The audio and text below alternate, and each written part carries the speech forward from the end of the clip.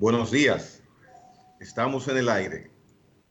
Isidro, ¿cómo estás? Muy Bienvenido buenos todos. días, don Gregory, y señoras y señores, todos televidentes de nuestro programa Periodismo y Sociedad. Hoy, nuevamente sin Andrés Matos, les vamos a reducir sus aportes financieros a don Andrés, ¿verdad?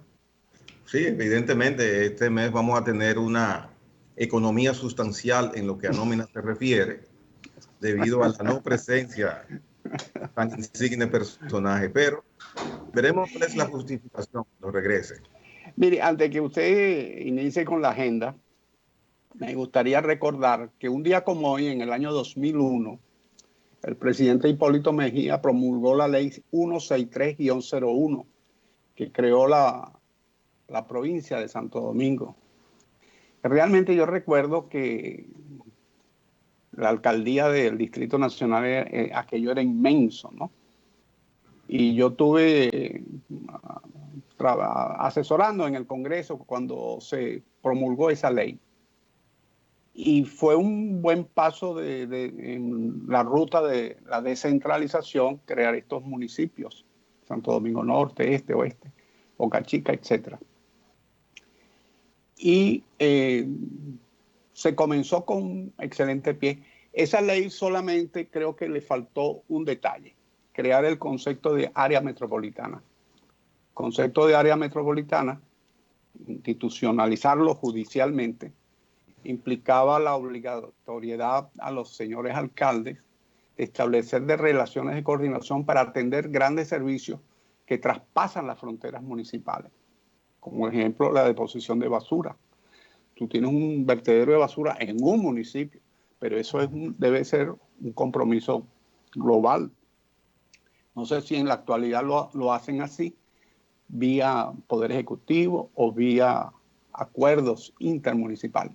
Pero no está establecido ni obligado en la ley, tengo entendido, a no ser que la hayan modificado en el tiempo posterior. Pero fue un gran paso de avance. El acercar al ciudadano por la vía de los municipios ciertas competencias es fundamental en los procesos de incorporación de los individuos, de las personas, de los municipios, a la acción diaria de buscar mejor calidad de vida para ellos. Así que un día importante hoy. Fue un buen detalle en la historia de la República Dominicana, en la historia institucional, y es importante recordarlo. Recuerdo que el último alcalde, o el alcalde en ese entonces, en ese cuatrenio, fue Johnny Ventura. El Johnny último Ventura. alcalde, síndico en ese entonces, de lo que Sí. fue el Gran Santo Domingo, el único. Luego, a partir de ahí, pues, se fragmentó, se dividió. Sí, él fue a la reelección y perdió las elecciones. No, miento, él no fue a la reelección. La que fue a la elección fue doña Peggy Cabral y perdió las elecciones. Johnny Ventura no fue postulado por el PRD. Él intentó a lo interno del PRD ser repostulado y el PRD no lo repostuló, no lo presentó nuevamente. Y recuerdo que se presentó a doña Peggy, que era su vicesíndico. Sí, ella era vicesíndica, sí. Sí. Bueno, pues luego de ese dato tan interesante, ayer el Congreso, tanto en la Cámara de Diputados como el Senado de la República, pues aprobaron lo que fue la solicitud del Poder Ejecutivo para la extensión del estado de emergencia por un periodo de 45 días. No hubo mayores inconvenientes, salvo que una exposición muy interesante de un legislador del Partido de la Liberación Dominicana. Con esta extensión, pues veremos qué utilización da el gobierno con esta prerrogativa que empieza el día 18 de este mes. Habría que ver si se mantiene el actual toque de queda en el mismo horario, si varía o hay alguna medida nueva. No ha habido muchas sorpresas en las últimas extensiones. de estado de emergencia como medidas. Y ayer precisamente decía en la zona este, en Bávaro, específicamente el presidente Abinader, que ya la República Dominicana está lista para recibir el turismo que sea necesario para volver a la normalidad, porque tenemos el COVID-19 controlado. Esas fueron las expresiones del presidente Abinader, unas expresiones que pueden crear mucha confianza a nivel internacional en los operadores turísticos. Y si se suma a eso que la zona donde están los hoteles de Bávaro, Punta Cana, esa zona no ha tenido gran incidencia el COVID-19, pues eso puede ayudar bastante. Además de que ya a partir de julio se empezó a incrementar tenuemente el ingreso de turistas, en una gran parte de turistas nacionales, con las facilidades que están dando las instituciones bancarias de préstamos en combinación con el gobierno para que se cojan sus vacaciones los dominicanos y hagan turismo interno. Han tenido mucha aceptación este plan y hemos visto familias dominicanas, decenas de familias, irse a estos lugares de ocio, de recreo. Así que con esta exposición ayer del presidente Abinader, veremos cuál es el resultado. En noviembre tengo informaciones que va a haber un incremento en los vuelos que llegan al aeropuerto de Punta Cana, que hasta ahora están llegando muy pocos vuelos. Esa es la situación. No hay tantos turistas que vienen del extranjero. Mire, el tema de las medidas extraordinarias o de la declaratoria de emergencia tiene varias vertientes. La primera, que declarar la emergencia no implica un toque de queda. El toque de queda es opcional. El presidente puede levantar el toque de queda y quedar con las medidas extraordinarias. Las medidas de emergencia son para aligerar las compras, son para poder implementar medidas sanitarias, etc. Y, entre otras, colocar un toque de queda si hace necesario. Inclusive, en una comunidad determinada puede hacer un aislamiento, como ocurrió con San Francisco de Macorís en su momento. Entonces, eso la ciudadanía lo tiene que tener claro, porque inmediatamente piensan de que van a prorrogarlo por 45 días más el toque de queda, y no necesariamente es así. Puede ser o no puede ser. Eso ya lo determinará el gobierno en su momento. Lo segundo es que la Oficina Panamericana de la Salud viene anunciando una cosa que es real, que los países, sobre todo como los nuestros, no soportan más la restricción económica. Los países tienen que buscar la forma de reactivar su economía, porque no vamos a morir de COVID, pero vamos a morir de hambre. Y eso es una realidad. En el caso de la República Dominicana, hemos contado con el auxilio de los dominicanos de la diáspora, que han sido muy solidarios en el envío de las remesas. Han contado también con una economía que ha permitido que al país le den crédito de forma rápida y fácil, porque las reservas internacionales bajaron de 10.000 millones de dólares a 6.000 y le dieron 4.000 millones de dólares que la volvieron a llevar a 10.000, pero son préstamos a final de cuentas. Pero esos préstamos, a nadie le prestan si no le ven que puede pagar. Y la economía dominicana, más allá de los gobiernos o de lo que usted quiera, es una economía que tiene solidez. Y tercero, la Organización Panamericana de la Salud está anunciando que hay unas nuevas pruebas de diagnóstico rápido que son más exactas, que son más, se han perfeccionado. Y es lógico, en este año de pandemia que tenemos desde marzo hasta hoy, son ¿cuántos? 8 meses de pandemia. Los laboratorios han trabajado arduamente no solamente en buscar medicinas o vacunas para prevenir y para combatir el virus, sino también ha trabajado en función de mecanismos que den respuesta rápida si la persona está o no está contaminada. Entonces, todo este cuadro apunta a que el turismo, como tú bien apuntabas, se puede abrir, que se le dé garantía a las personas que lleguen, si no traen sus pruebas, que lo han realizado en las últimas 24 horas, como lo están solicitando. En la actualidad están solicitando de que la persona que llega al país venga con su certificación de que no tiene el virus, y tiene que ser reciente la prueba, creo que 24, 48 horas. Si no la tienen, bueno, le pueden hacer sus pruebas rápidas y eso fomentaría el turismo, que es fundamental para la economía dominicana. Así que yo creo que son buenas noticias. En medio de esta tragedia, son buenas noticias.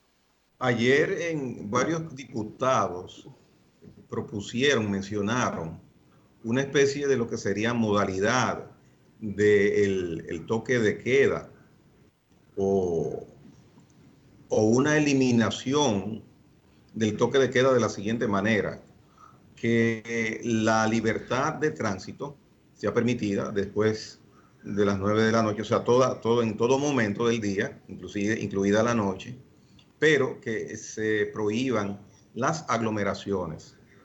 Luce interesante estas propuestas de distintos diputados, porque verdaderamente una persona que esté circulando en su vehículo, en su motor, pues no está teniendo acercamiento social. Ahora, donde hay problemas para contagio del virus es en los lugares donde hay aglomeración de personas, no hay distanciamiento social y muchas veces no se usa la mascarilla, como vemos en videos diariamente. Y vemos lugares, por ejemplo, la Sarasota, donde está la universidad, cerca de la avenida Winston Churchill, que ya es Jiménez Moya. O sea, ahí hay centenares de personas en esos barcitos que hay en esa avenida y nada pasa, nada sucede.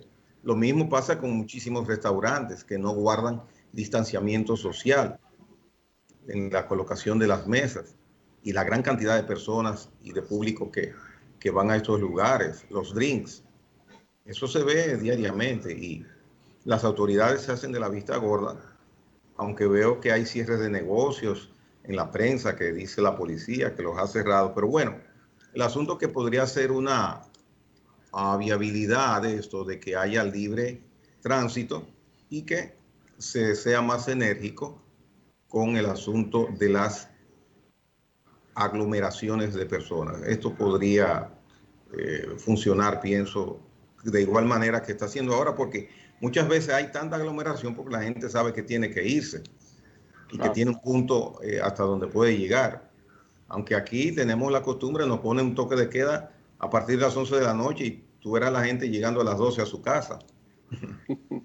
Además, por el no respeto que hay a las autoridades. Pero bueno, ahí está esa propuesta que mencionaron ayer algunos diputados. Veremos qué hace el gobierno y las autoridades de salud con esta autorización de estado de emergencia que empieza, como dije, el 18 de octubre. Así es. Vamos a esperar. Bien. Hay otro tema que es importante, aparte de esta parte que es de la salud, y es la parte de nuestros políticos que trazan las pautas noticiosas básicamente en nuestro diario vivir. Ayer el doctor Leonel Fernández manifestó que este no es momento para aperturar una oposición al gobierno. Me parece una opinión sensata, una opinión que le da cierta ventaja de posicionamiento mediático con respecto al contendor principal como oposición que tiene la Fuerza del Pueblo, que es el PLD, porque el PLD tiene su situación marcada. Muchos PLDistas han dicho ya que la tregua la rompió el mismo gobierno con el discurso de la pasada semana de Abinader. Y ahora Leonel Fernández pues plantea que no es momento, que es momento de todos Estados Unidos, todos los sectores, y hacer planificaciones para poder sortear y manejar la crisis sanitaria que tiene el país y también la crisis económica. Estos pronunciamientos vienen en un momento en que está álgida la situación entre lo que es la defensa que empezó a hacer en el día de antes de ayer martes el equipo técnico de Danilo Medina y las posiciones también de muchas personas, muchos funcionarios del gobierno, muchas personas de la sociedad que están pidiendo que los casos de corrupción empiecen a airearse públicamente.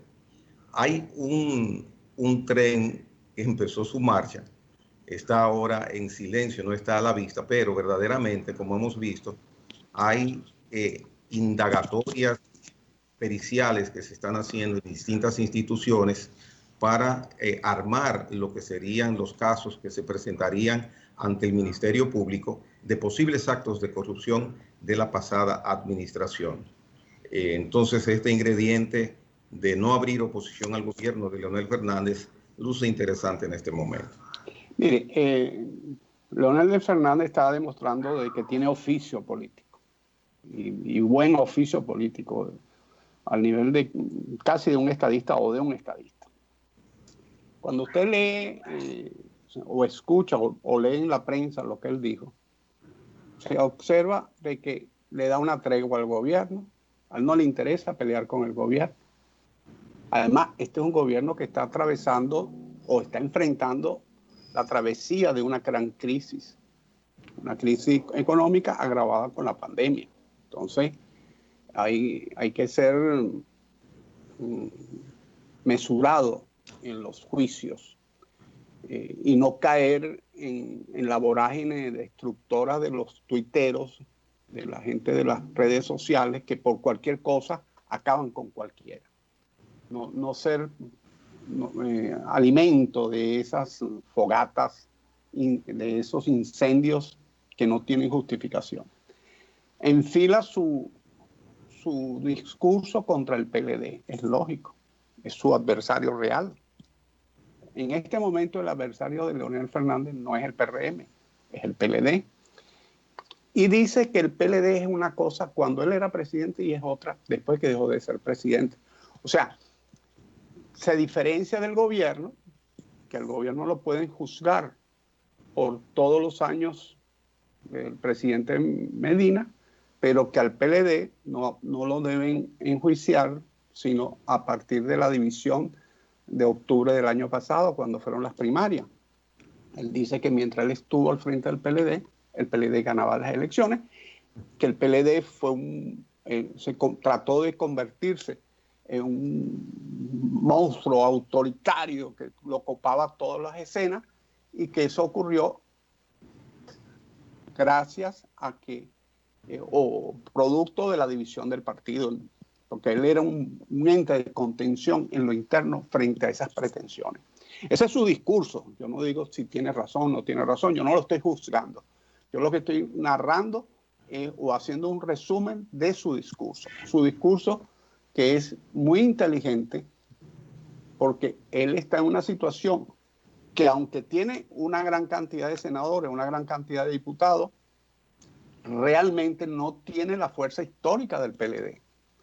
Tiene su prestigio, el personal, pero no tiene la raigambre que tiene un partido de 30, 40 años como el PLD, que tiene sus raíces en buena parte de la población dominicana.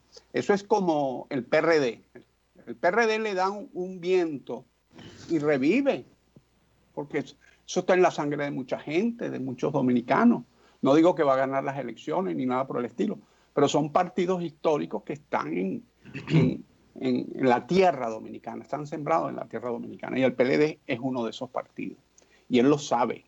Entonces él tiene que combatir a la dirección política. Dice que no perdieron por culpa de los señoritos, como acusó el presidente Medina, no porque hayan colocado solamente los sueldos en una sola casa, como acusó el presidente Medina en las reuniones de la comisión política de ellos, o como se llama, la dirección política, comité central, ¿no?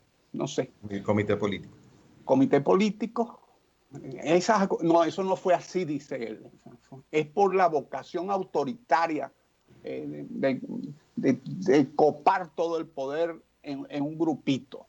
Entonces, ese es su discurso, porque su gran lucha es reforzar su partido, la Fuerza del Pueblo, con la mayor cantidad de individuos posible. Y esos individuos deben venir, la gran mayoría, del PLD.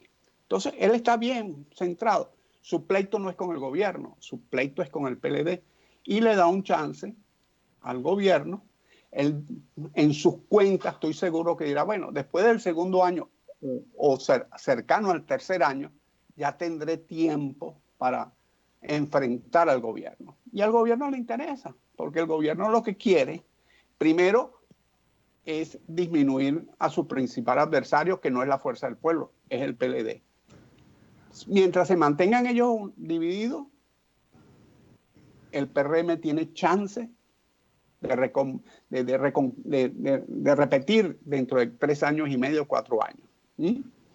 Entonces, el ajedrez está colocado como para que en estos momentos haya un entente cordial entre Leonel Fernández y el PRM. Eso está así. Y mientras tanto... Hay un punto que yo quiero, y en 30 segundos lo voy a decir, que el PRM no puede olvidar que hubo 49% de participación electoral en las elecciones presidenciales, que el 51% de los registrados en las elecciones no fueron a votar. Y no fueron a votar, algunos por el coronavirus, sí, pero en general no fueron a votar. Y que el PRM sacó el 53% de la mitad del país. Esa es la verdad, esa es la realidad. Mira, hay una... Me podrán decir, pero que tú proyectas hacia el otro 50%, etcétera, etcétera. Pero ese 50% que no fue a votar, que no tuvo el ánimo de ir a votar, se monta en guagua, va a los supermercados, etcétera. Y ese cuadro político que se está manejando entre el PLD, el PRM, la Fuerza del Pueblo y esta sociedad civil tuitera, hay que analizarlo con mucho detenimiento, sobre todo el gobierno, y hacer políticas muy claras, sobre todo de comunicación con respecto a la sociedad dominicana. Y es una preocupación que yo tengo desde hace varios días y lo vengo diciendo varias veces en este programa. Lo he dicho, que es una de las cosas. ¿Por qué? Porque si entramos en un marasmo democrático, quien se va a fastidiar es la democracia dominicana. Y eso es peligrosísimo. Por eso hay que tener mucho cuidado. Por lo menos en la intención y la motivación que tienen los votantes de ir a las urnas el día de las elecciones, sean municipales, congresionales o presidenciales, ese índice yo pienso que ya llegó a una etapa que no va a tener mayor crecimiento, independientemente de que ahora influyese en algún modo la situación sanitaria. ¿Por qué? Porque tenemos una juventud, es una juventud muy aguerrida, una juventud que va creciendo en cantidad, una juventud que va creciendo muy definida mentalmente, independientemente del esquema que tienen ellos para razonar y para pensar y actuar. Ahora, que una persona vaya a votar en procesos electorales futuros va a ser más difícil que lo que ha sido hasta ahora. Ese 49% de votación, yo pienso que no va a aumentar gran cosa en próximas elecciones, porque hay a través del tiempo un descreimiento, hay poco enamoramiento de figuras políticas y de instituciones partidarias, que decir, para poder uno levantarse temprano e ir a una mesa de votación, hacer una fila. Mucho más que es domingo, la gente muchas veces lo que hacen es quedarse en sus casas. Entonces hay ese reto por delante de los políticos, la clase política dominicana, de ver cómo van tratando de recuperar credibilidad y crear entusiasmo en parte importante de la población, porque ya vamos a ver una abstención gigantesca, como se produjo en esta ocasión, y lamentablemente eso es producto de lo que mencionaba hace unos instantes, de la no confianza de muchos dominicanos hacia la clase política dominicana. Incidirá, podría ser, la clase de gobierno que se desarrolle en estos 4 años.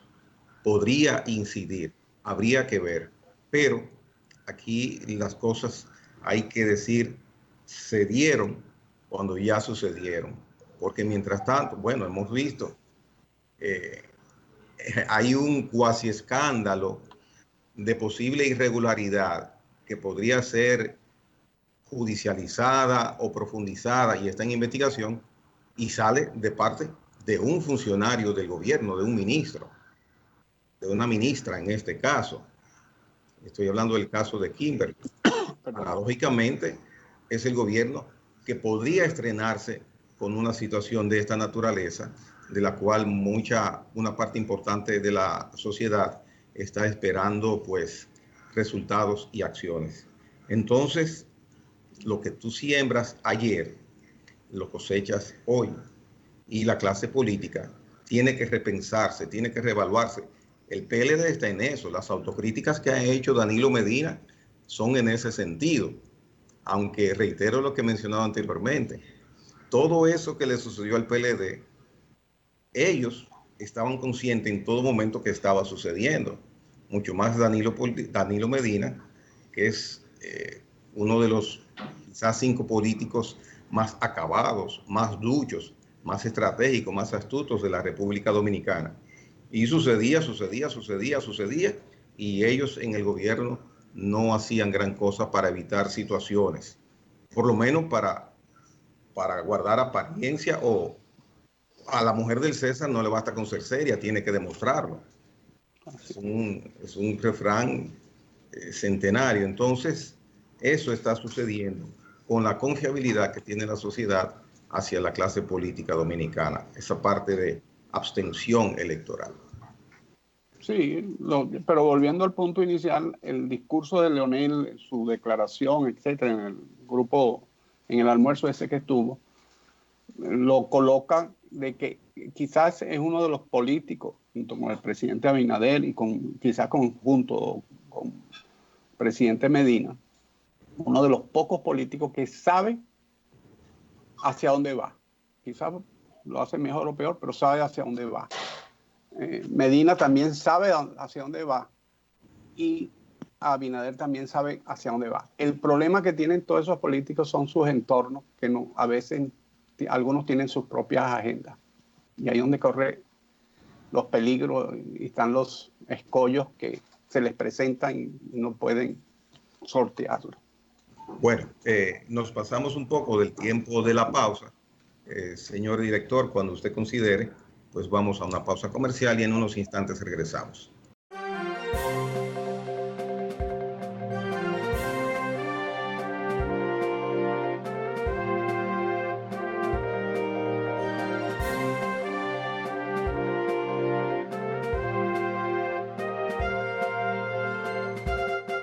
Don Gregory, es un placer poder conversar con usted temas tan de actualidad y lástima, pero vamos a dejarlo para el lunes.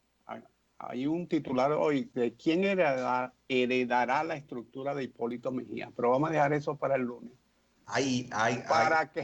Para que Licho, porque sería una inconsecuencia nuestra. Dando eso, y hablando de heredar en este momento con don Hipólito.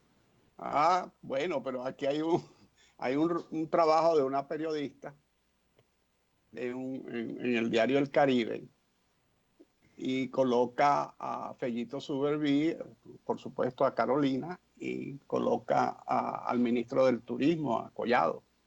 Pero no tratemos eso hoy, vamos a dejarlo, vamos para el lunes, porque mañana viene el doctor Polanco y no creo que sea el tema de mañana, porque además que no podemos tratar eso aquí sin don Licho. Sería una inconsecuencia nuestra. Tremendo planteamiento. Bueno, hay personas que están tristes por un anuncio que ayer hizo el Ministerio de Administración Pública, el MAP. No sé si te enteraste. Sí, bueno, el de la cesta y esas cosas, ¿no? Exacto, exacto. Canastas navideñas, bonos navideños, regalos navideños por parte de instituciones del Estado abolidas, suspendidas para esta Navidad. Y digo que hay personas tristes en dos áreas, en dos bandos.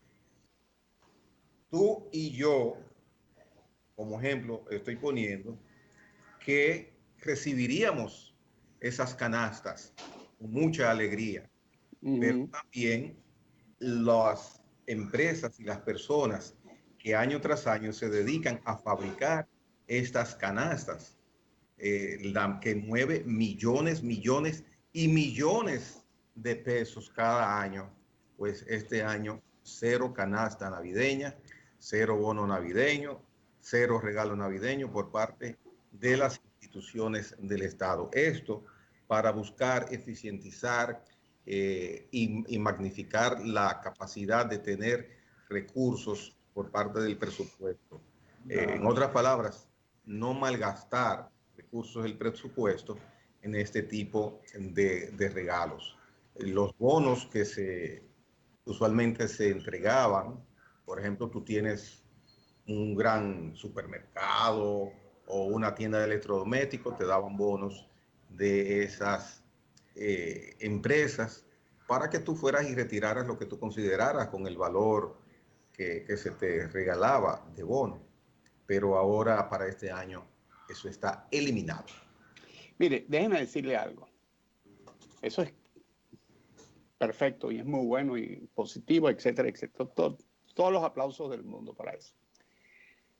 Pero me trajo usted a la mente la necesidad que tuvo el presidente Abinader de salir a hablarle al país. Cuando presentaron el presupuesto al Congreso, se debió haber presentado a la opinión pública con una lista de las reducciones de las economías que se iban a realizar y haberle explicado al país con detalle y con detenimiento ese presupuesto. Porque el presupuesto que presentó el presidente Medina a finales del 2019 para el 2020 fue poco menos de $1 billón.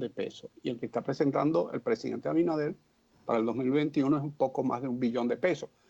Cualquier persona poco avisada dice, bueno, es lo mismo. Luego, lo que señalaron por allí, el gobierno se dijo, hemos aumentado los presupuestos en 6 ministerios y reducido los presupuestos en 16 ministerios, pero no dicen más. Habían anunciado en la campaña y comenzando el gobierno que habían alrededor de 50, 56 instituciones que eran duplicadas, habían dos instituciones que atendían el mismo tema, que la reducción, la simplificación, la fusión de esas instituciones le iban a dar al Estado dominicano yo no sé cuántos miles, millones de pesos. Hubo un parlamentario que dijo que con el combate a la corrupción se economizaba el 30% del presupuesto. Entonces, todas esas declaraciones y presentan un presupuesto del mismo tamaño sin dar una explicación. Yo no estoy hablando de que el presupuesto esté malo, ni que esté mal elaborado, ni nada por el estilo, sino que no se le explicó a la gente. Y encima le colocan allí esos impuestos, que no todos eran malos tampoco, sino que hubo 2 impuestos que la gente chilló. Lo que pasa es que es una propuesta que no es definitiva. Sí, pero se le presentó al Congreso. Se le presentó al Congreso como propuesta. Va a dilucidar, se va a ponderar. La gente sabe que no, y después dijeron, no, pero es que ahí la sociedad civil va al Congreso a discutir. Eso sabe que no es así. La gente sabe que en el Congreso la sociedad civil, los grupos, no, el Congreso de repente recibe a un grupo, 2 grupos y ya, y los escucha. así como hicieron esa rueda de prensa o esa comunicación pública, debieron haber tomado con una pizarra proyectado, miren, aquí estamos reduciendo esto. Aquí vamos a hacer eso que acaban de anunciar, de no cesta, eso nos va a ahorrar tanto, las botellas tanto, esto, porque eso es lo que quiere el país, quiere información, y la información se la tiene que dar el gobierno, no se la puede dar una comisión parlamentaria de variopinta, que hay partidos de distintas corrientes políticas, de distintas organizaciones. Es el gobierno que tiene que dar esa información. Si el gobierno hubiese dado esa información, quizás le protestan dos impuestos, los hubiese retirado y no pasa nada. ¿No? Se creó un malestar, sobre todo en esa vorágine feroz que son los Twitter y las redes sociales, que obligó al presidente de la República a salir.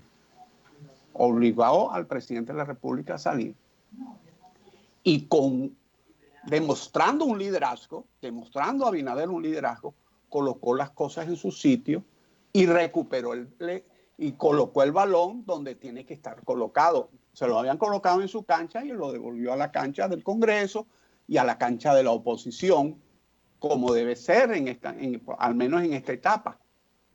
Entonces, pero yo lo que insisto es la falta de comunicación coherente.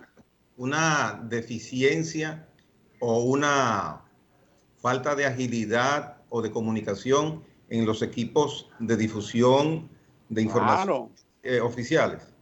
Claro. Y coherente. Ayer hubo una reunión del señor Goicoechea, que fue quien manejó la campaña de Luis Abinader y quien la ha manejado en los últimos años, con diferentes directores de comunicación de instituciones estatales.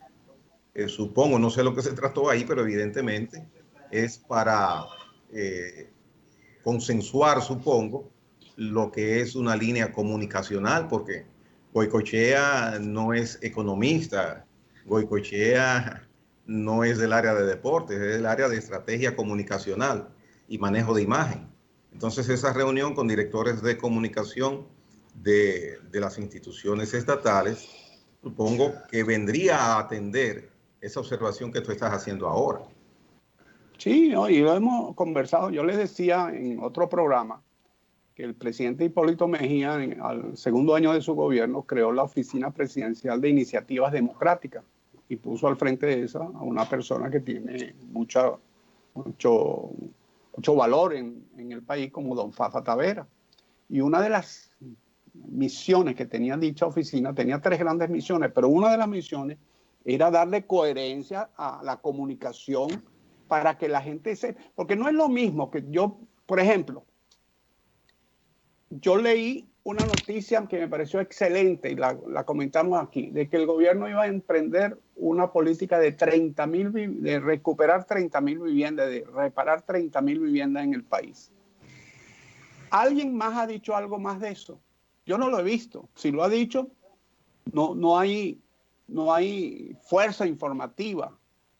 Un programa tan importante como mejorarle la vivienda a 30,000 personas, a 30,000 familias, que no solamente le aumenta la calidad de vida, le mejora la calidad de vida a esas 30,000 familias, sino que genera trabajo en el barrio donde va a la ferretería y compran, a la pequeña ferretería que está cerca, al colmado, los trabajos.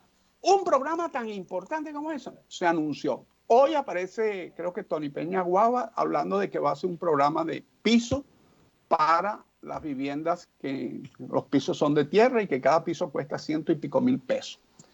Pero ok, son anuncios, pero la gente después no le dicen si arrancó o no arrancó. Estamos en una política de emergencia.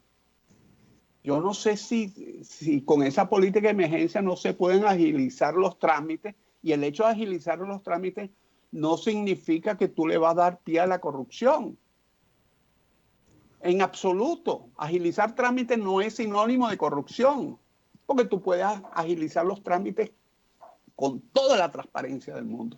Claro. Pero para eso el gobierno también le dieron 4.100 millones de dólares en créditos, en préstamos, que son para este año, no son para el año que viene, son para el presupuesto de este año. Entonces, anuncia esos programas y después se quedan en simple anuncio. Yo no sé yo estoy tratando de, por la vía del ejemplo, intentar señalar que debe haber una política comunicacional que vaya coherente con una estrategia del gobierno, de la política estratégica del gobierno, que debe ser la política estratégica del partido de gobierno. Y todo eso es importante para recuperar el amor por la democracia, para que ese 49% que participó suba a 60, 70%, que es muy poco todavía 70%, ojo, es poquísimo, y que se derrote definitivamente el marasmo democrático que viene cada día increciendo, cada día es mayor, porque la gente comienza a tener desapego y eso afecta la gobernabilidad. Entonces, Bueno, esa es la preocupación. La preocupación no es criticar al PRM, en este caso el PRM es el del gobierno, sino que se fortalezca el PRM, que es fundamental, y que se fortalezca algún partido de oposición que le haga equilibrio al sistema democrático. Bueno, tú puedes fortalecer tu credibilidad, no importa el lado en que estés, si estás en oposición o si estás en gobierno, llevando a cabo lo que has prometido. Ahora, si tú prometes la luna y no das la luna, pues entonces ahí viene el descreimiento que yo hablaba en el comentario de hace unos meses. Lógico. Y es lo usual, una cosa con violín y otra con guitarra. Tú prometes todo, pero después te olvidas. Lo primero que haces es no coger teléfono ni llamada. Y siempre sucede eso en todos los gobiernos. Hasta ahora ha sido así, básicamente, que hay quejas. Siempre hay quejas. Bueno, tú mencionabas hace unos momentos la parte del presupuesto, de los impuestos que hubo que rectificar. Ayer, en una participación en un programa de televisión, el ministro de Economía, Miguel Seara Hatton, dio unas declaraciones, distintas declaraciones. Hay una que me interesó bastante y es la referente a el acuerdo que el gobierno dominicano está llegando y de hecho ya hubo un anuncio con la Barrick Gold, hubo un anuncio de el avance de una cantidad de dólares, de millones de dólares, para con esto compensar, y esa fue la manera que el presidente Abinader pudo decir que ya estaba procediendo a retirar del proyecto de presupuesto lo que tenía que ver con los impuestos anunciados, al sueldo 13, a las tarjetas de crédito, a los usos de Internet, de distintas plataformas, porque con los avances que se van a recibir de la Barrick Gold, pues ya se compensaría esas partidas necesarias para completar el presupuesto del año 2021. Entonces, el dato que me llamó la atención y por el cual hago ese comentario, es que se suponía, se entendía y se dilucidó bastante en los medios de comunicación que si la Barrick le iba a avanzar, en este caso, 95 millones de dólares, que es lo que anunció Seara Hatton en el día de ayer, al gobierno dominicano, bueno, si yo te voy a avanzar esa cantidad de dinero, pues yo voy, en cierto modo no, es normal, es lógico. Yo voy a entregar dinero adicional de un dinero que no voy a poder usar durante el año 2021 porque te lo tengo que entregar ahora. Entonces, eso me afecta por más recursos que yo tenga. Entonces, se entiende, y es lógico, que si la Barrick va a hacer ese sacrificio fiscal, pues esto tenga un costo que deba aplicársele y deba cargarlo el gobierno dominicano. Bueno, pues la buena noticia, de acuerdo a lo que dice Miguel Seara Hatton en el día de ayer, es que no, que la Barrick Gold va a desembolsar esos 95 millones de dólares sin costo alguno para el gobierno dominicano. Yo tengo que creerle porque lo está diciendo el ministro de Economía y lo está manifestando de manera oficial. Y cuando se realice ese acuerdo, habrá de darse a conocer minuciosamente a la nación. Entonces, habrá manera de comprobar que lo que él está diciendo es lo correcto. Entonces, le tomo la palabra y entonces digo, qué bueno y qué buen gesto de la Barrick Gold de que no va a cargar a la República Dominicana con un solo dólar, a pesar de avanzarle 95 millones de dólares. Ni le van a subir los impuestos el año que viene tampoco. No es usual, pero hay que creer en milagros. Y no Ortiz Bosch, que creo en él. No hay que creer en milagros divinos. Entonces, esto pienso que es una buena acción de las entidades nacional. Y las entidades financieras también van a adelantar unos 20,000 millones de pesos. Sí, entonces, si no nos van a costar nada adicional, esos 95 millones de dólares, qué bueno. Felicidades y bienvenidos esos recursos. Pero es que debe ser así, o sea, eso no es nada extraordinario. O sea, en una situación de crisis, eso ocurre en los países. La Barrick Gold es una empresa bien aquilatada, no solamente en pesos o en dólares, sino en oro. En oro. Es que ellos adelanten, porque no están dando nada, están adelantando. Tú podrás decir, bueno, pierde el tema financiero, de que lo que tú acabas de decir, pues que la inversión, etcétera. Pero eso no. Habrá pronunciamientos suspicaces de que no creen en esa bondad de la Barrick. Pero es que a la Barrick Gold no le interesa un país. Al contrario, hay que creerlo. Perdón, pero es que a la Barrick Gold no le interesa un país en crisis, un país socialmente convulsionado. Eso es lo primero. Es que te puedo decir, negocio es negocio. Ahora, ese gesto es bueno. Pero usted no va a montar, perdone que le interrumpa, don Gregory, usted no va a montar un supermercado en medio de una comunidad que todos los días hay balazos desde las 8 de la mañana hasta las 12 de la noche. ¿Verdad que no? Muy cierto, muy cierto. Pero nos están diciendo que nos acaban de dar unos balazos y se acabó el programa, así que es tiempo de que nos despidamos, agradecerle a los señores por su paciencia y por habernos escuchado. La bandera que está en el escritorio de la viceministra administrativa del Palacio Nacional está en el escritorio todavía, una bandera de muchos colores. Sí, la bandera gay. Está todavía en el escritorio. No sé, no he ido por allá, yo no he pisado, hace años que no piso el Palacio Nacional. No sé para qué eso es algo innecesario, un acto innecesario por parte de esa muchacha, ¿no? Desde que se fue el presidente Mejía no he pisado yo el Palacio Nacional. Nos vemos entonces.